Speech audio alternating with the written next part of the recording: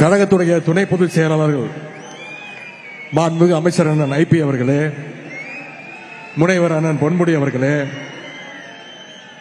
நாடாளுமன்ற உறுப்பினர் அண்ணன் சிவா அவர்களே, அண்ணன் அந்தியூர் செல்வராஜ் அவர்களே, அத்தை கனிமொழி கருணாநிதி அவர்களே, மாண்புமிகு அமைச்சர் அண்ணன் மூப்பே சாமிநாதன் அவர்களே, விருதுநகர் தெற்கு மாவட்ட கழக செயலாளரும் மாண்புமிகு அமைச்சருமான அண்ணன் KKSR ராமச்சந்திரன் அவர்களே,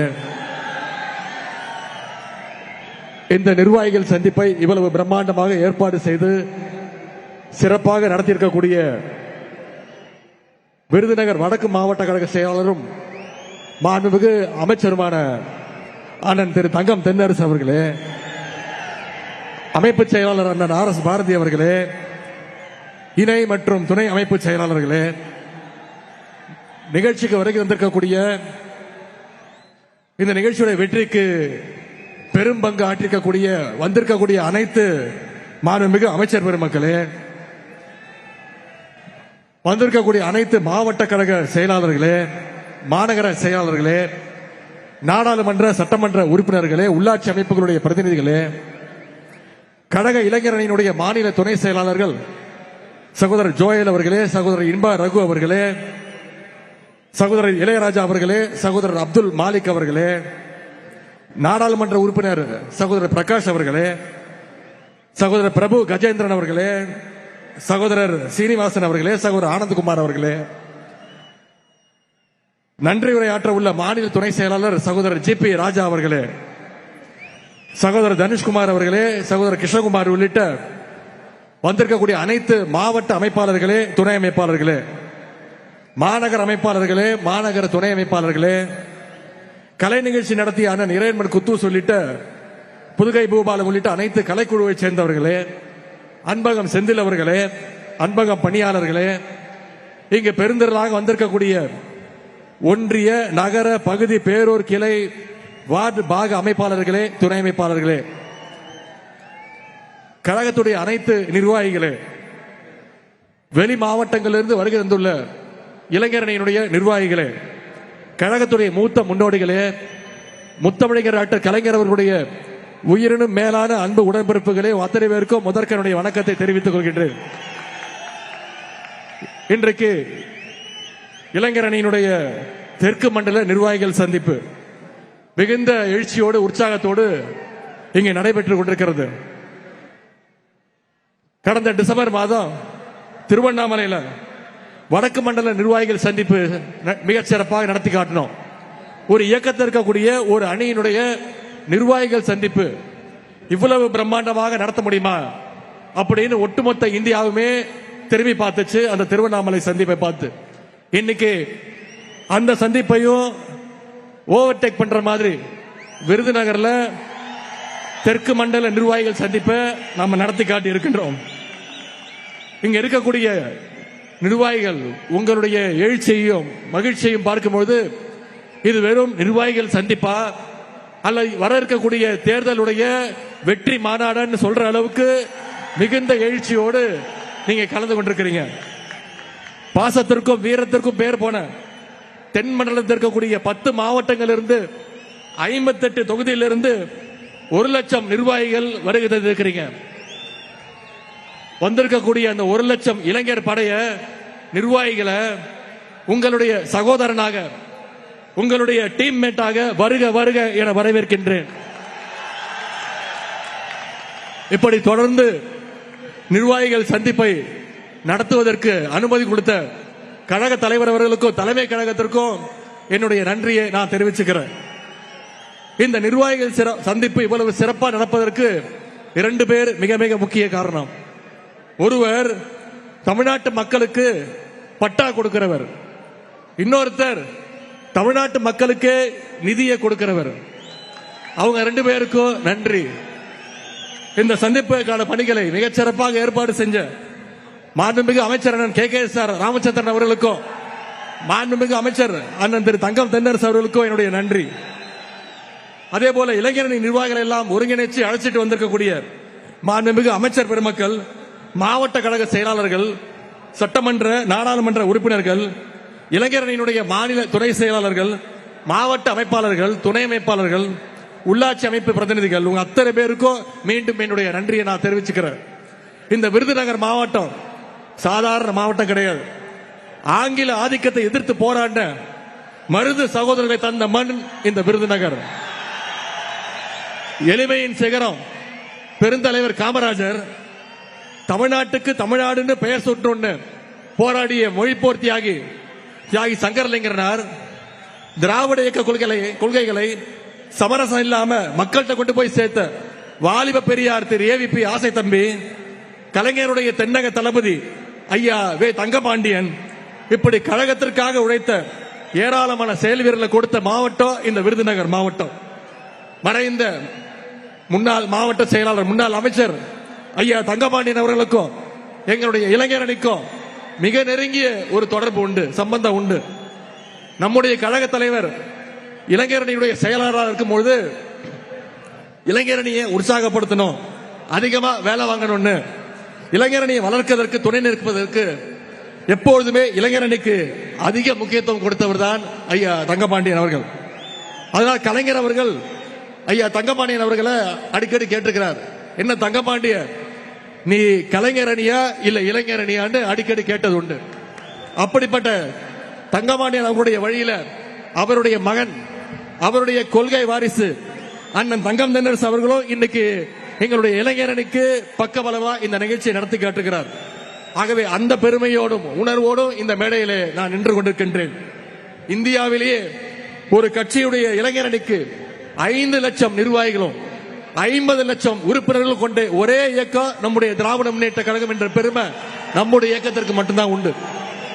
இங்கே அண்ணன் திருச்சி சிவா அவர்கள் பேசும்பொழுது இளைஞரணியை ராணுவத்தோடு ஒப்பிட்டு பேசினார். ஒரு ராணுவத்திற்கு 2 விஷயம் மிக மிக முக்கியம். ஒன்னு ஆர்கனைசேஷனல் ஸ்ட்ரென்த், அதாவது அடிப்படை நிர்வாக ரீதியான கட்டமைப்பு பலம்.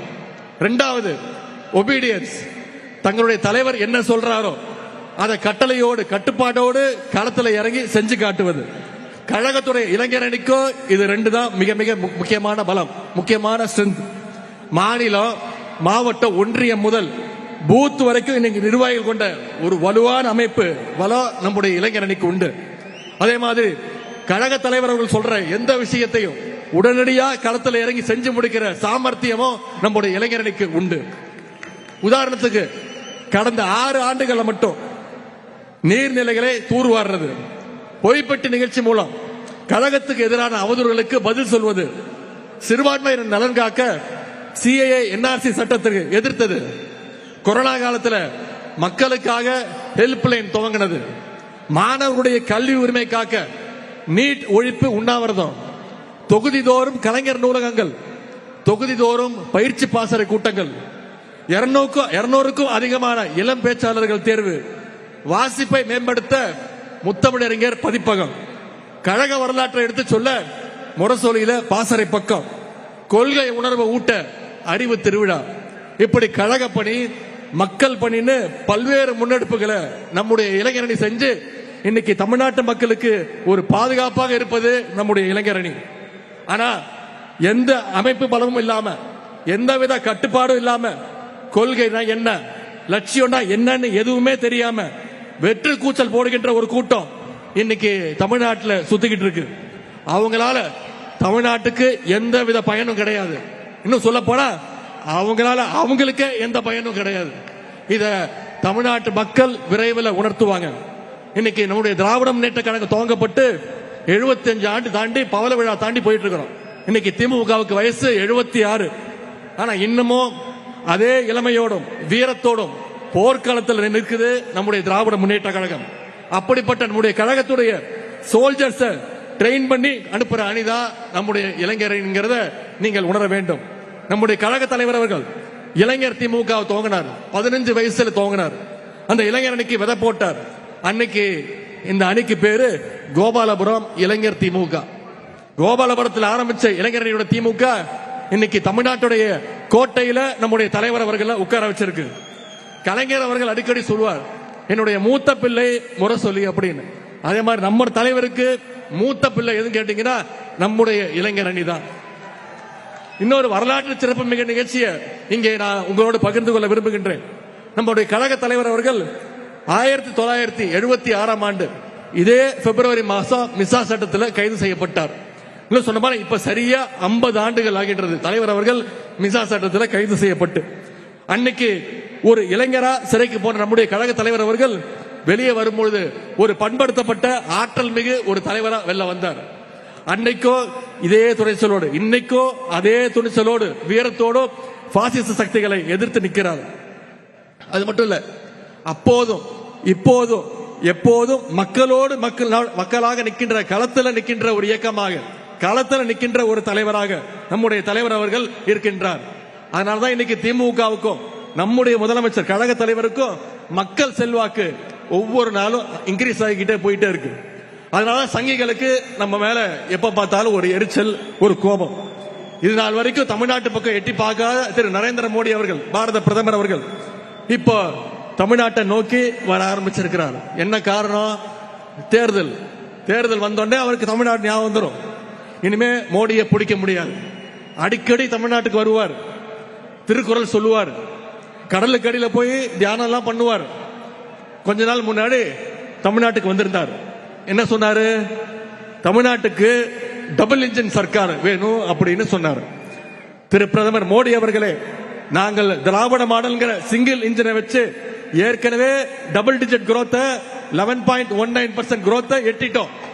நீங்க சொல்ற அந்த டபுள் இன்ஜின் டப்பா இன்ஜினை வச்சுக்கிட்டு பீகார், உத்தரப்பிரதேச மாநிலங்கள் இன்னும் 6% வளர்ச்சியை கூட நீங்க தொடல.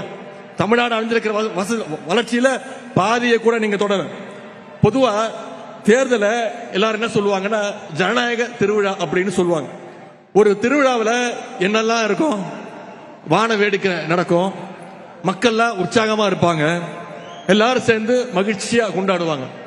அப்படிப்பட்ட ஒரு அணியாகத்தான் நம்முடைய தலைவர் தலைமையிலான மதச்சார்பற்ற முற்போக்கு கூட்டணி ஒரு அணியாக, மகிழ்ச்சியான அணியாக இன்றைக்கு இருக்கிறது. அதே மாதிரி திருவிழா நேரத்தில் புது புது கடைகள்லாம் போடுவாங்க. மக்களை கூப்பிட்டு பொய் விளம்பரம் சொல்லி பொய் வியாபாரம்லாம் பண்ணுவாங்க. பலூன் எல்லாம் ஊதி குழந்தைங்களுக்கு எல்லாம் ஷோ காட்டுவாங்க. அது மாதிரி தான் இன்னைக்கு தேர்தல் வந்தோடனே தேர்தல் திருவிழானால தமிழ்நாட்டில் புதுசா கடை விரிக்க ஆரம்பிச்சிருக்கிறாங்க. எப்படி திருவிழா டைம்ல போட்ட கடையெல்லாம் திருவிழா முடிஞ்சோடனே எல்லா கடையெல்லாம் காணா போயிடும். அதே மாதிரி இந்த தேர்தல் முடிஞ்சதும் அந்த கடை அனைத்தும் காலி ஆயிடும். ஆனா திராவிட முன்னேற்ற கழகம் தான் என்னைக்குமே மக்களோடு மக்களா நின்று இருக்கும். அது மட்டும் இல்ல, திருவிழா கூட்டத்தில் பிள்ளை பிடிக்கிற கோஷ்டி, பிக் பாக்கெட் அடிக்கிற கோஷ்டியும் உள்ள வருவாங்க. மிட்டாய் வாங்கி தரேன், ஐஸ்கிரீம் வாங்கி தரேன், சாக்லேட் வாங்கி தரேன்னு குழந்தைங்களை கடத்த பார்ப்பாங்க. இப்போ அதே மாதிரி ஆரம்பிச்சிருக்கிறாங்க. இப்போ ஈடு கேஸ்ல இருந்து நான் காப்பாத்துறேன், ஃபெரா கேஸ்ல இருந்து நான் உங்களை காப்பாத்துறேன், மெடிக்கல் காலேஜ் கேஸ் ஊழல் இருந்து நான் உங்களை காப்பாத்துறேன், சம்பந்தி டெண்டர் எடுத்த கேஸ நான் முடிச்சு தரேன். இப்படி கேஸையெல்லாம் காட்டி காட்டி இன்னைக்கு அடிமை கூட்டத்தை பாசிஸ்டுகள் தூக்கி இருக்காங்க. இந்த மிரட்டலுக்கெல்லாம் அடிமை அதிமுக பயப்படலாம். ஆனா திராவிட முன்னேற்ற கழகத்துடைய தொண்டை எந்த உருட்டல் மிரட்டலுக்கும் பயப்பட மாட்டான். ஏன்னா எங்களை வழி நடத்துறது முத்துவேல் கருணாநிதி ஸ்டாலின் என்ற மகத்தான ஒரு தலைவர். பாசிஸ்டுகள் எவ்வளவு முயற்சி செஞ்சாலும் சரி, தமிழ்நாடு என்னைக்குமே உங்க கையில சிக்காது. ஏன்னா எங்க தலைவர் அடிக்கடி சொல்வது மாதிரி தமிழ்நாடு என்னைக்குமே டெல்லிக்கு அவுட் ஆஃப் கண்ட்ரோல் தான். சமீபத்தில் ஒன்றிய அரசு பட்ஜெட் தாக்கல் பண்ணாங்க. வழக்கம் போல தமிழ்நாட்டுக்கு எந்த திட்டத்தையும் தரல. இதுல என்ன கொடுமைன்னா, ஒன்றிய நிதியமைச்சர் நிர்மலா சீதாராமன் அவர்கள் பட்ஜெட்டை படிச்சு முடிக்க கூட இல்லை. அதுக்கு முன்னாடியே தமிழ்நாட்டில் இருக்கக்கூடிய எதிர்க்கட்சி தலைவர் திரு எடப்பாடி பழனிசாமி அவர்கள் வாழ்த்து சொல்றார். என்ன மிகச்சிறந்த பட்ஜெட், சிறப்பான பட்ஜெட் அப்படின்னு. பட்ஜெட்டே படிச்சு முடிக்கல. நீங்க கேள்விப்பட்டிருப்பீங்க முரட்டு பக்தர்கள், முரட்டு தொண்டர்கள். ஆனா முரட்டு அடிமை கேள்விப்பட்டிருக்கீங்களா? திரு எடப்பாடி பழனிசாமி அவர்கள் தான் இந்தியாவிலே இப்ப மிகப்பெரிய முரட்டு அடிமை. அது மட்டும் இல்ல, மோடி தமிழ்நாட்டுக்கு வந்தோடனே சூரியன் மறைஞ்சிருச்சு அப்படின்னு சந்தோஷப்படுறார். நம்ம தலைவர் சொன்னாங்க, கால்களை மட்டுமே பார்த்துட்டு இருந்தீங்கன்னா மேல பார்த்தாதானே உங்களுக்கு சூரியன் தெரியும்னு தலைவர் சொன்னாங்க. உடனே திரு எடப்பாடி பழனிசாமி அவர்களுக்கு கோவம் வந்துருச்சு. என்ன தெரியுமா சொல்றாரு? காலை பார்த்து நடந்தாதான் நாங்க நேரா பார்த்து நடக்க முடியும், காலை பார்த்தா தான் நேரம் நடக்க முடியுமா அப்படின்னு ரொம்ப அறிவுபூர்வமா கேட்டார். திரு எடப்பாடி பழனிசாமி அவர்களே, தலையை நிமிர்ந்து பாதையை பார்த்து நடந்தீங்கன்னா தான், வழியை பார்த்து நடந்தாதான் நேரம் நடக்க முடியும். நீங்க திரு மோடியுடைய காலையும் திரு அமித்ஷாவுடைய காலையும் பார்த்துட்டே நடந்தீங்கன்னா உங்களை மாதிரி முட்டு சந்தில தான் போய் நிக்க முடியும். இவ்வளவு நாளா அதிமுக பாஜகவுடைய கிளையா இருந்துச்சு. இன்னைக்கு அதிமுக பாஜகவோட இலையா மாறிடுச்சு.